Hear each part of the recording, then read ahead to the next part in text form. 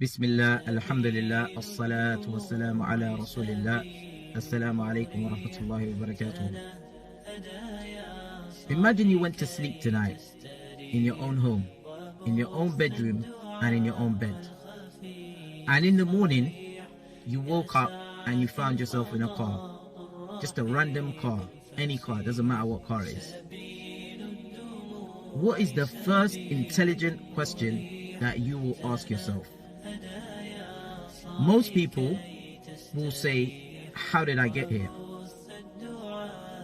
Now imagine you found out that someone called Khalid picked you up out of your bed and put you into that car. What is the first question, the first intelligent question that you would ask Khalid?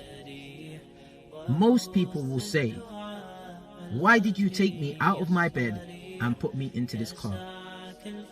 Now imagine Khalid turned around and said, I put you in this car so that you drive to Heathrow Airport. What is the next question that you would ask Khalid?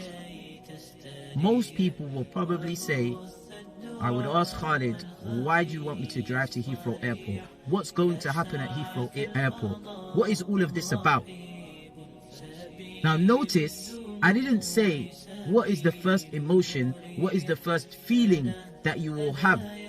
Because most of us will feel angry, will feel upset, will feel scared.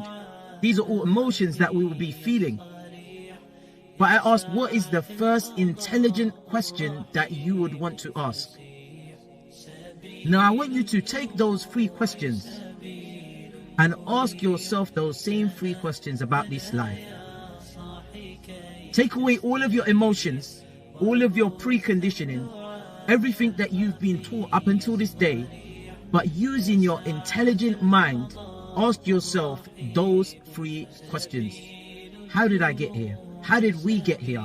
How did all of this come about? How did this universe come into existence? Ask yourself that question. Put away your preconditioning and ask yourself that question. How did all of this universe come into existence? Because when you look at the creation and you look at all of this universe, it is very obvious to see that it has some kind of design behind it, some kind of architecture behind it.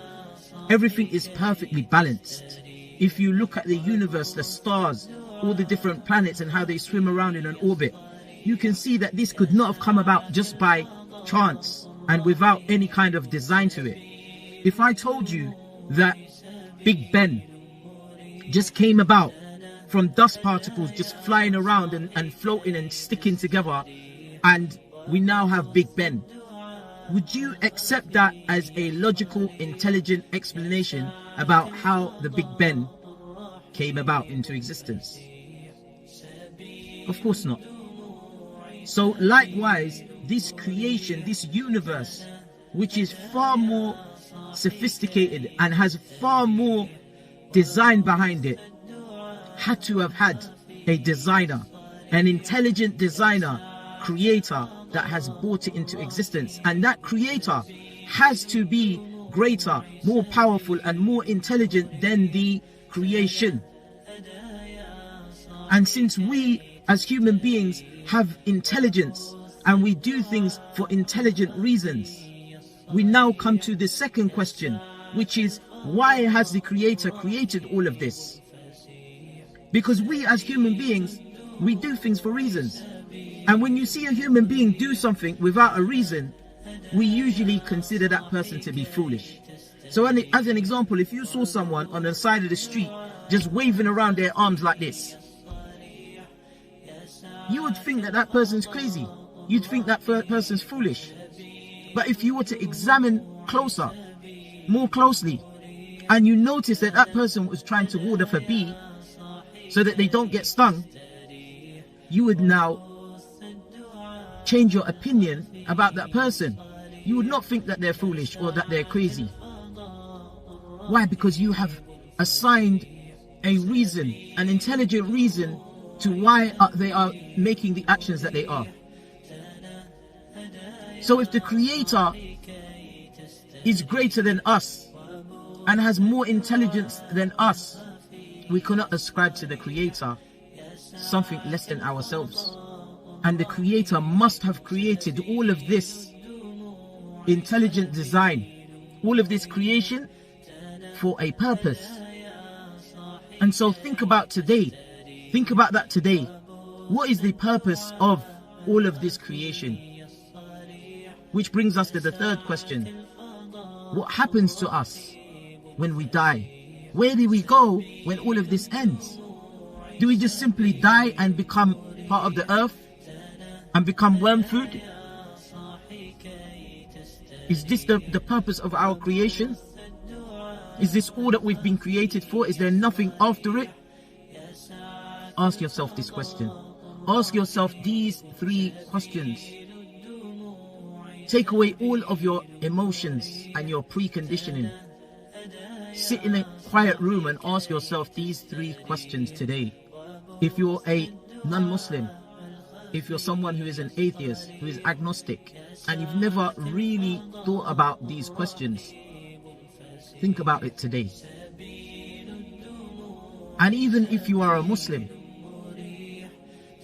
there are many Muslims who are Muslims coincidentally, meaning that they are born into Muslim families, and so they are Muslim because their parents are Muslim. But if you were to ask them, why do you believe the Quran is God's word? Why do you believe in a creator? And if you were born into a Christian family, would you be Christian? If you were born into a Hindu family, would you be a Hindu? There are many Muslims that cannot answer these questions. And one of the conditions of Iman, one of the conditions of faith in Islam is to have yaqeen, certainty. To have certainty that there is a creator that created the heavens and the earth. To have certainty that the Quran is his word. And so if you haven't already thought about it today, think about it today. Renew your belief, renew your Iman, so that when you are doing your actions of the prayer, of the zakat, of the siyam, the fasting, you are doing it knowing fully well what your purpose in life is. Doing it with yaqeen and certainty. Jazakumullahu khair. Assalamu alaikum wa rahmatullahi wa barakatuh.